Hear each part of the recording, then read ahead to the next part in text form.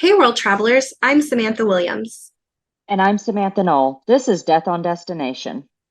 Each week, we tell a story of people enjoying paradise before something went terribly wrong. As travel agency owners, we've seen the most beautiful locations. And we've also seen what hides just beyond gorgeous tourist sites.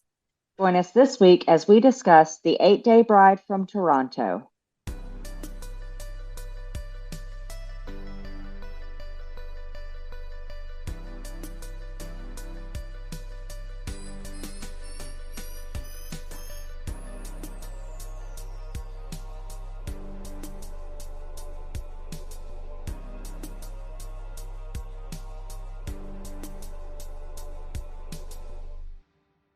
On May 12th, 1947, a new love was about to blossom. Just a year and 9 months after the end of the Second World War, two people not only fell in love, but decided to run away and get eloped. And that's where the story of the 8-Day Bride begins. Christina McCone was a 22-year-old bank teller from Mimico, Ontario. She fell in love with John Ray Kettlewell, also known as Jack, who was a 26-year-old Canadian Armed Forces war veteran. Jack was in the dental corps of the Canadian Armed Forces during his tenure with the Canadian Armed Forces. Christina's parents, who were of Polish descent, were opposed to the marriage because Jack was not Roman Catholic.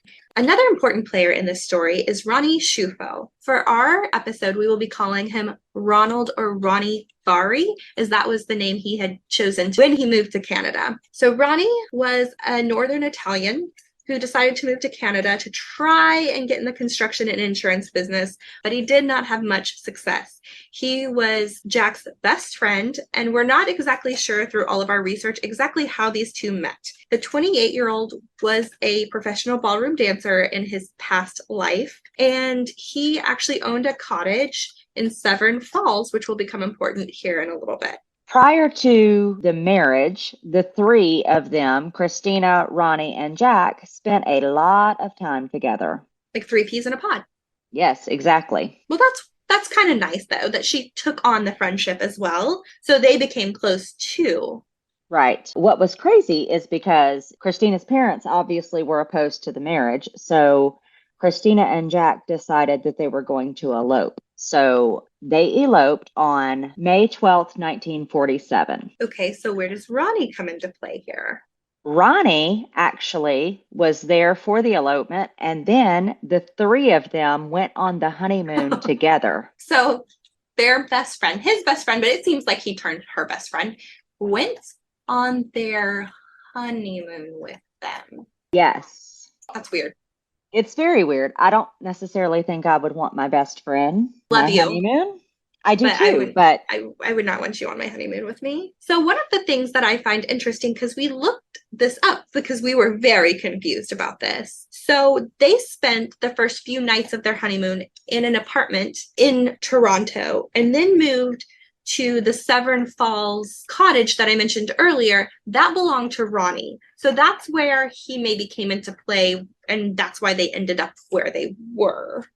yes, but as a best friend, I would just say, here's the key. You go enjoy your honeymoon. I'll see you after. And maybe they did things different in Canada in 1947. Canadians are super nice, right? Like they wouldn't be able to say no. I guess not. No is a good word in my vocabulary, though. So a few days after staying at this apartment in Toronto, when they moved to the Severn Falls cottage, it was very remote. You could only get there by boat. And from the photos that we've seen, it seems like the cottage itself was maybe just a one-room style open concept, very rustic, made of beautiful rock. And if you look at the picture too, you can just see a lake just a few feet away from where the cabin sat, tall, full evergreens surrounding it. It was very much a place that a lot of people would love to honeymoon. It was secluded, it was quiet. You can see where this is going, Sam. It can't just be Yes. beautiful and serene and quiet. No. So while it may have been beautiful and serene and quiet, it's also the perfect location for something mysterious and something less than beautiful to happen. So on the morning of May 20th, 1947, Ronnie Bari decided he was going to go fishing, leaving Jack and Christina at the cabin alone. Oh, he gave them alone time. Yeah, imagine that. Like honeymoon couple needs time alone. So, from our research, it appears as though Christina decided to go sunbathe while Ronnie was fishing and Jack was in the cabin alone. Once Ronnie was done fishing, he went back to the cabin, thinking he was going to just join Christina and Jack for an afternoon. When Ronnie saw the cabin up in flames, he ran to the cabin to try and get Jack out. He went in looking for Jack and Christina. He said he could not find Christina anywhere, so he pulled Jack out. Once he got Jack out of the cabin, he noticed that Jack had a gash on his forehead, but he decided to go back in to find Christina. And when he couldn't find her, he came back out. Ronnie decided to take Jack to the hospital, but it took an entire hour for that cabin to burn down, which is a little weird that he waited that hour to take him what would then be about 24 miles or 40 kilometers to the nearest hospital. And they had to go there by boat. So when they finally got to the hospital, the doctors immediately noticed a large gash on Jack's head, which, granted, when you have a head injury, there's a lot of blood, even if it's not that major of an injury. So we don't really have good source material to tell us how bad that head wound really was. But it was not until the doctors found traces of codeine in his system did they even think to call the police. What?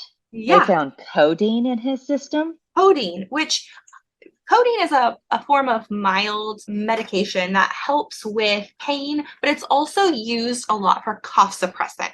So I don't know why he would have that in there because, again, we don't have any information to tell us that they were sick. So Right. I don't know where that came into play, if that should have been there or not. However, when they finally got a hold of the police went directly to the cottage, understandably, where they began gathering water from the lake to put out the remnants of the fire. It was not actively burning, but more smoldering. The man who arrived on the scene at that point worked for the police department and said he saw no sign at all of Christina anywhere.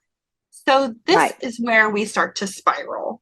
At least when we were having conversations about this is what kept us going down rabbit holes. So when the police got there was no sign of her anywhere. And again, you have to take a boat to this area. So it's not like she could have just disappeared without someone seeing her. Not at all. And in fact, she was actually found face down in about 9 inches of water at the riverbank by a neighbor. How would they have gotten back without seeing that? I don't know. So here's the strange thing. Jack had a head wound, so he was clearly unconscious. Ronnie said he went into the cabin not once, but twice because he pulled Jack out and then went back in looking for Christina, could not find her, but a neighbor found her at the riverbank, which, by the way, was not very far from the cabin. In fact, 150 feet from the cabin, and she was barefoot and in her pajamas when this neighbor found her in 9 inches of water. Oh, that's terrifying. Another crazy thing, you mentioned that there was codeine found in Jack's bloodstream. Autopsy results show that there was also trace amounts of codeine in Christina's bloodstream. So, because she had codeine in her system, what did they decide her cause of death was? The official cause of death on her death certificate to this day is drowning. What? Yes. So my question is, they both had codeine in their system. So what were they doing? They both had codeine in their system. So, I mean, were they just taking codeine and having a good time together? I don't know, but that is not my idea of a good honeymoon. Right? This is very strange.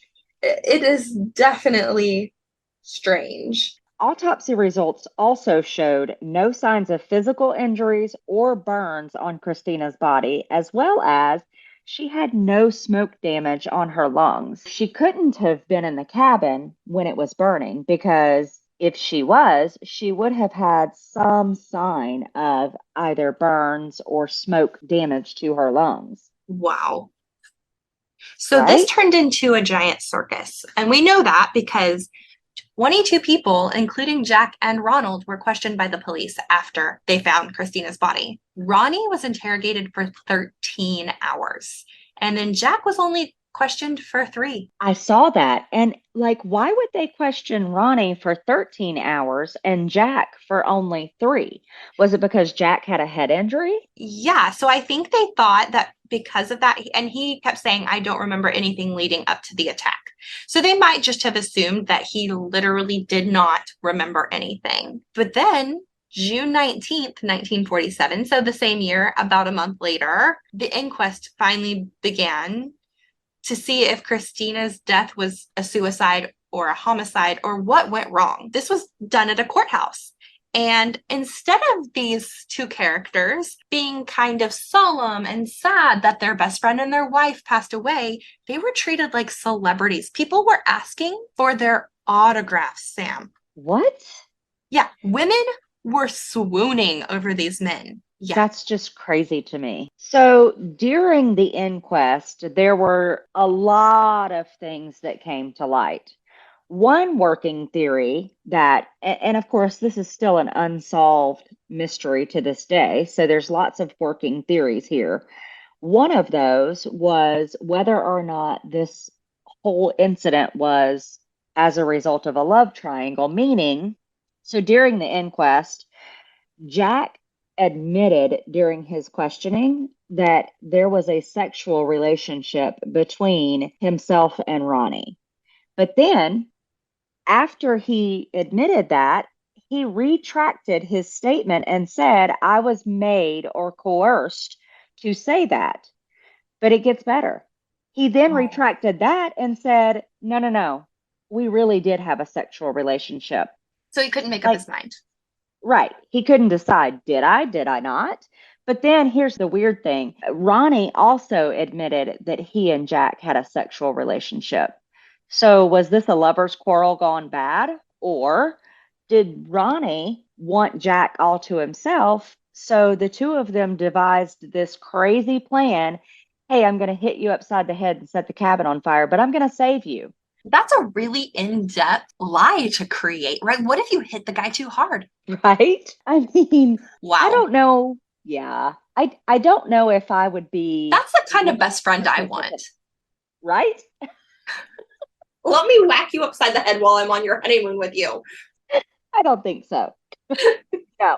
So, another theory that seems really plausible is the fact that Christina had some mental health crisis going on. So, during the time at the cabin, both men described her as kind of acting irate, yelling for no reason, just not saving herself. But it gets a little deeper than that. When Ronnie ran into the burning building, he was able to save not Christina, but the suicide letters that she'd been writing for weeks, Sam. Weeks. Wait. Yeah. Oh, yeah. The first one was written 5 weeks before she got married to Jack. They hadn't even gotten engaged yet. And during this letter, she was so concerned that Jack was going to end up with another woman that she said she'd rather die than have him with someone else, which I don't know what led to that because we have not found anything at all to suggest that he had other women or that he was talking with other women or anything along those lines. So it just seemed kind of like paranoia. Right. But then the second letter, she goes on to say, I'm just going to read an excerpt of this. When you love someone, you really love him. And I know there is no one for me but Jack. And if I cannot have him, I don't intend anyone else to. As you might say, I waited in the hope that Jack would ask me to marry him, but I now realize that I might just be a passing fancy. She goes on to say she no longer just wanted to kill herself. She wanted to take Jack along with her. Wow. She's So, yeah. obviously not, very mentally stable at this point. What I found crazy is that most of these letters were addressed to Ronald, except for one, which was to her landlord, which is What? kind of weird because she seemed very close to her sister and her parents. So, why is she not writing these letters to them? Right. Maybe because the parents were against the marriage to begin with. So maybe they were, I don't know, maybe they were estranged in a way at this time. Who knows? Yeah. And then in the letter she wrote the day before all of this happened on May 19th, she writes, and I quote, Ronnie is in the boat outside somewhere. By the time he gets back, everything will be over with. He must be afraid something would happen because he is staying an extra day to make sure we go back to Toronto with him. Wow. Yeah, so these letters had a lot of question come along with them. People did not know if these were forged by Ronnie or even by Jack. But a handwriting expert of the time said these were definitely written by Christina. However, you and I both kind of had the same thought when we heard that. She had codeine in her system. Was she forced to write these letters? Or did Right. she write them of her own volition? Exactly. And here's another funny thing, or weird thing, as it were. So during the inquest, Ronnie changed his story drastically. So initially, he said that when he went into the cabin, he didn't see Christina anywhere. But then he changed his story and he said that he actually saw Christina lying next to Jack, but she was crying and, quote, completely taciturn. Ronnie stated that he got Jack out and then went back in for Christina, but when he went back in to get her, she was gone. Wait, but that doesn't make sense because the autopsy said that she did not have any smoke in her lungs. Exactly. But there's still yet another working theory, and I know you have this one down pat. So, The next working theory is that Ronnie was having money problems. So before the marriage, Jack took out two insurance policies, one on himself and one on Christina, okay. which Yeah. that's not weird in and of itself. Like, most people do that. Here's where it gets weird. Okay, so those life insurance policies were about $5,000 in that day. So today's time, it would be about $265,000 each. Here's where it gets weird. Ronnie took out a life insurance policy on his cabin, which that in and of itself is not weird, but that would have been about a $65,000 life insurance policy in today's money. But the weird thing is, on both of those life insurance policies that Jack took out, Ronnie was the beneficiary. Oh, whoa, whoa, whoa. Right. On Ronnie's insurance policy that he took out on the cabin, who do you think the beneficiary was on Oh, that? let me take a wild stab at that. Jack. Absolutely. So, my question is, and like, again, this is just coming, we've both been married for a while now. You can have more than one beneficiary. So, you can say, if I die, but my spouse does not, my spouse gets this. But if we both pass away, here's our beneficiary. So, that's weird to me because he could have theoretically had Christina on his, and then Christina could have had Jack on hers. Right. Or you can also say 50% goes to this person and another 50 to that person. Right. But again, why would the two of them be the beneficiaries of all of those policies? That's not looking good for them. No, it's not. So, as part of this working theory, during this inquest, Special Crown Counsel appointed CP Hope, and CP Hope was very doubtful of Ronnie's credibility through all of this.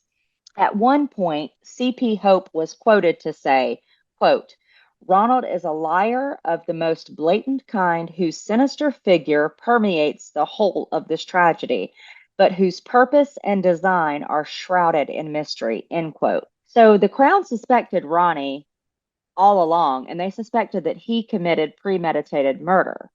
But where does Jack come into this? Well, and that's my question. Did Jack know this was going on? Because according to some of these suicide letters, he would not have known. And I find that weird, but it almost seems like Ronnie was behind this by himself and didn't care who he took as collateral. Right.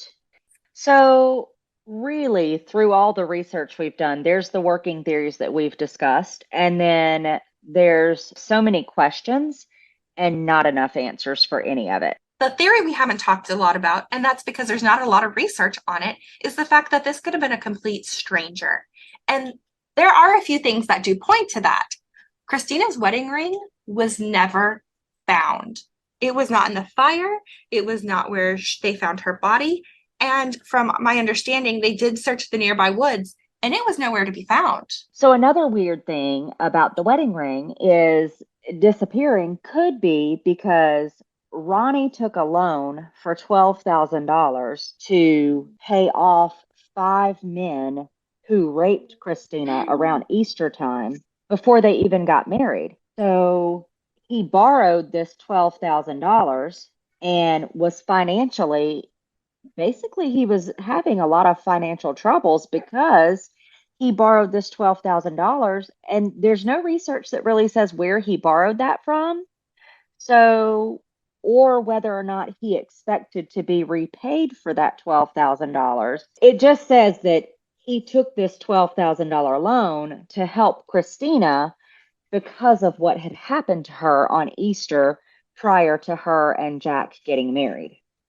So that actually gives me even more questions. Why did she go to Ronnie and not go to her fiance? I don't know. And that is another reason why this is all so confusing. Well, and then also another question. Where is Ronnie getting all this money when we know good and well it said that he didn't have a job at the time? His insurance business he was trying to start up, along with his construction business he was trying to start up, didn't make it off the ground. Right. And I'm sorry, how much money can a professional ballroom dancer really make? That is a very good question. I don't think that there are good statistics for that. So there's just more questions than answers with all of this, really. And I think equally as interesting is what ended up happening to these two. Jack remarried 3 years later, which, okay, I mean, if he had nothing to do with it, we can see how that's a normal progression. But his wife and his children did not know about any of this until they were reading it and found out about it in a library. I know. Like Ha- his son's wife was an archivist, and she's the one who found it. Can you even imagine thinking you knew your parent or your spouse and finding all of this information out? To me, if they hid this from me, I would be assuming it's because they were lying about the whole situation to begin with. Right. But Richard and Sharon, Richard is Jack's son, and Sharon, his wife, did not say anything to Jack about their findings simply because at that point in time, Jack's health was declining and they decided it was better for health reasons to just not say anything. What? So How could they keep their mouth shut? I don't know. So Richard said that basically his parents went to the grave with the details of what happened that fateful day. And what happened to Ronnie is a lot less flamboyant than everything else he's brought to the table. Right.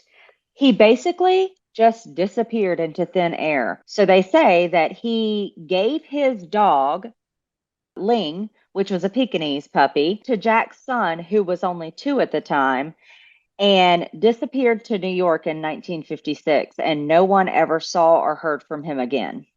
No, we don't know where he is. That makes me kind of wonder if he changed his name again and then did some more con artist type things, because that's almost what it seems like now looking back.